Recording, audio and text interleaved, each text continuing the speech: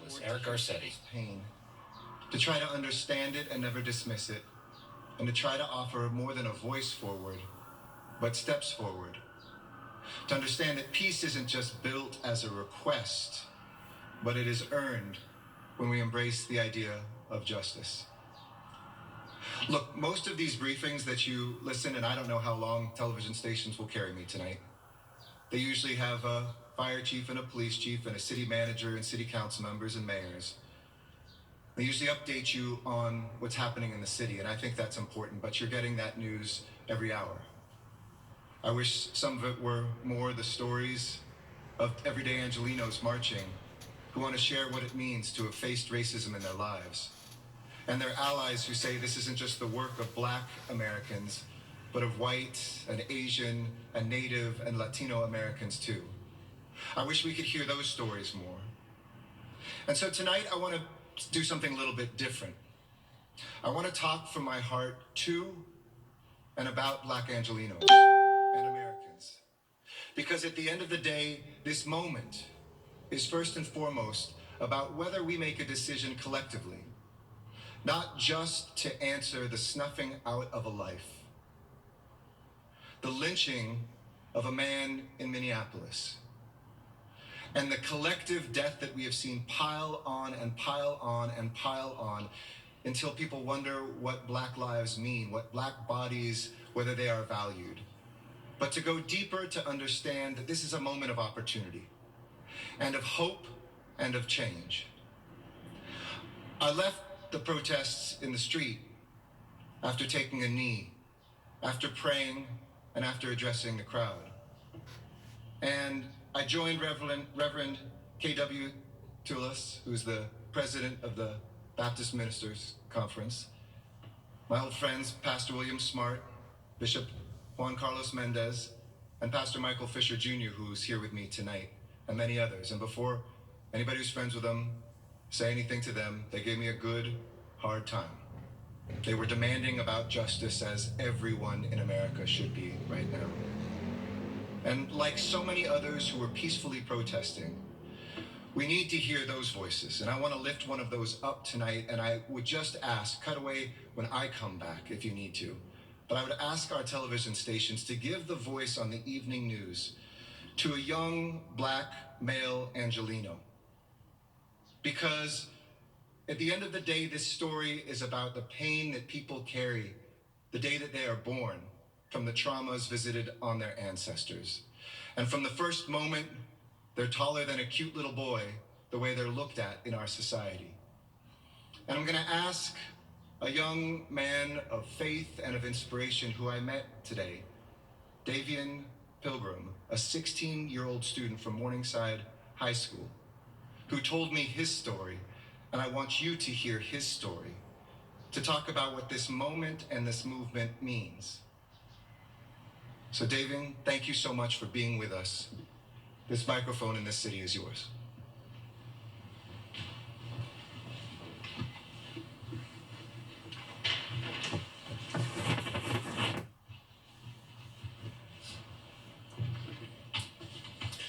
Hi, my name is Davion Pilgrim, and I am 16 years old. I want to say thank you to Mayor Garcetti for giving me this opportunity to speak today, because I have a story to share. I was recently stopped by the police officers and racially and criminally profiled. I was accused of being associated with the gang. I thought that really hurt, because that's not me. I am a God-fearing young Black man. I'm an athlete. I'm a president of the youth department at Greater Zion Church in Compton, under the leadership of Dr. Michael J.T. Fisher. I love God. That's why I believe in a change, and I have hope.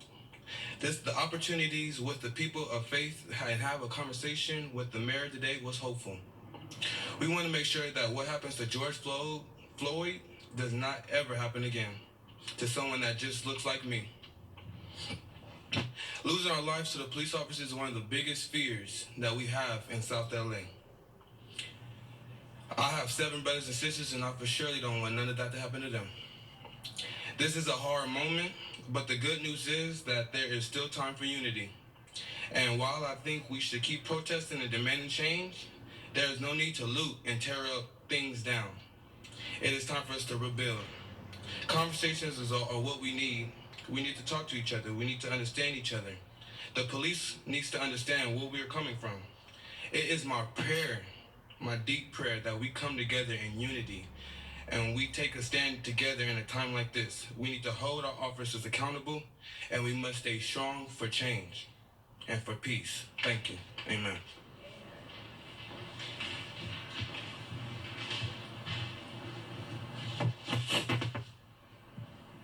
Thank you, Davion. Thank you for the courage of this moment and for the courage of your generation. Justice is never given, it is earned. It is earned by the chapters we see written on the streets of our country, sometimes with people's bodies, and always with the courage that they have to move us forward. So here's the uncomfortable part tonight. It falls on leaders not to just say the right things, but to do the right things. After I left that meeting across the street with the leaders from the Baptist community and the faith community, I came back and I listened to folks on my own team. I listened to a powerful young black man who said that it's tough to even work in government right now. Another member of my team who said every single time, even though he works for the mayor and carries a mayor's badge, when somebody rolls up behind him from law enforcement, it makes him shudder. And he's worried about whether reaching for that badge to reassure them might scare them more than just sitting there until he can explain who he is. I heard from April, who is doing the most amazing work housing Angelenos who are unhoused, and who's dealing with the pain of this moment by taking things to folks who are living in our shelters that we've set up. So she brought shoes to them, and all she could think about in her mind was, with a car full of shoes, will they think that I'm a looter? I want non-black Angelenos to hear those stories and to have those conversations. Have them in your workplace and in your neighborhood. Have them in your church and wherever you are. If we don't acknowledge that a black woman is 4 times more likely to die because she wants to bring a child into this world than a white woman, then we can't see that. If we don't see that if you're a black man in Los Angeles, you're 10 times more likely to be homeless than if you're a white man, we can't see that. And while not every death is as visible and as vicious as George Floyd's, we have to own those deaths that come from the diabetes and that come from COVID-19 and all of the things that visit black Americans disproportionately because of where they start life and where this society values their life. The schools that they are born into, in the neighborhoods where they live, that have been discarded, and efforts to fund those schools rejected.